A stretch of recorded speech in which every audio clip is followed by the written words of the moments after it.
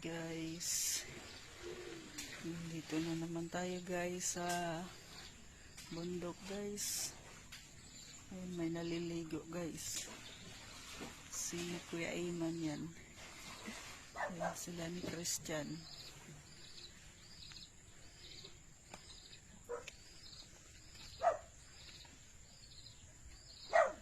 Nakaka-addict po yung lugar na to guys. So halos dito na lang ako lagi,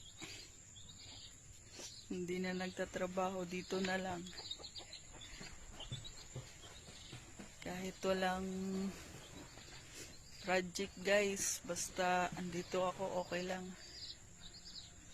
Masaya na ako sa simpleng buhay bukid guys. Ayan guys, oh. Ayan si Pau Pau.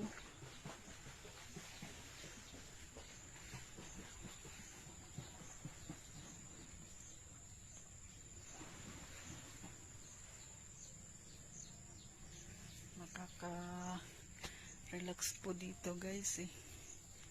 Kahit wala kang pera,